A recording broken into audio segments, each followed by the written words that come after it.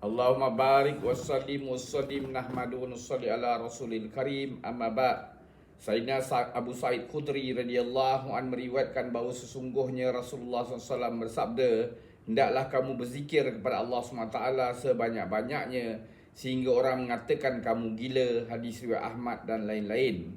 Sayyidina Abu Sa'id Khudri radhiyallahu an meriwayatkan bahawa Nabi SAW bersabda, hendaklah kamu berzikir kepada Allah SWT sebanyak-banyaknya sehingga orang mengatakan kamu gila. Hadis riwayat Ahmad dan lain-lain. Disebutkan hadis yang lain, hendaklah berzikir kepada Allah SWT sebanyak-banyaknya sehingga orang-orang munafik mengatakan kamu adalah seorang yang riak, yang hendak menunjuk-nunjuk. Hadis riwayat Tabarani dan lain-lain. Hadrat Ibnu Katsir rahmatullahi meriwayatkan pada Sayyidina Abdullah bin Abbas radhiyallahu anhuma bahawa beliau berkata, tidak ada satu amalan pun yang Allah SWT perintahkan tanpa menentukan had dan batasan, dan tanpa Allah SWT memberi kelonggaran untuk meninggalkan amalan itu kerana sesuatu keuzuran. Walau bagaimanapun untuk zikrullah tidak ada had dan tidak ada siapa pun yang diuzurkan selagi dia berakal.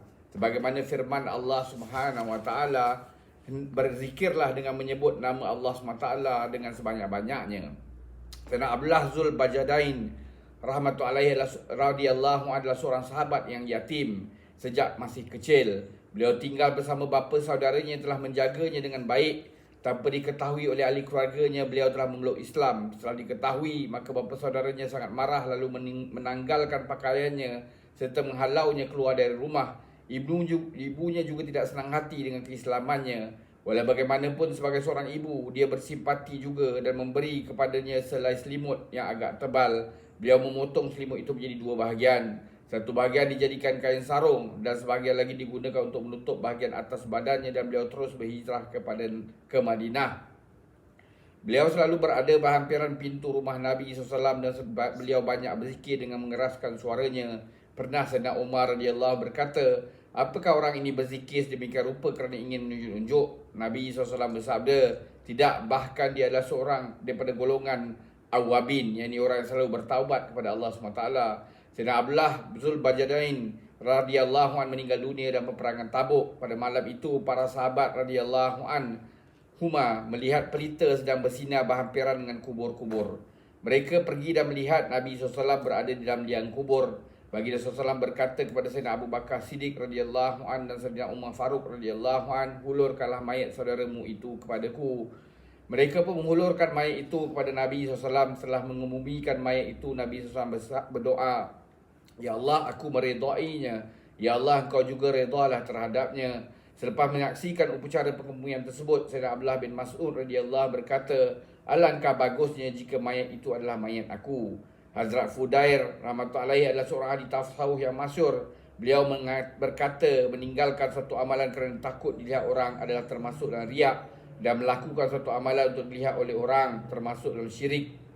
Disebutkan dalam satu hadis bahawa setengah orang ada anak kunci zikir. Apabila dipandang wajah mereka, maka Allah SWT akan diingati, yakni sebaik-baik saja terpandang wajah mereka, seorang itu akan terus teringat untuk berzikrullah. Disebutkan ada hadis yang lain bahawa kekasih Allah ialah orang yang apabila dipandang wajahnya, maka akan teringat kepada Allah SWT.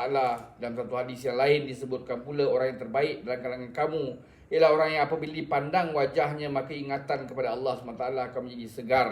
Dan hadis yang lain pula diterangkan bahawa orang yang terbaik dalam kalangan kamu ialah orang yang dengan memandang wajahnya akan teringat kepada Allah SWT, dan melalui percakapannya ilmu pengetahuan akan bertambah, dan dengan melihat amal perbuatannya akan lahir kegairahan terhadap kehidupan akhirat.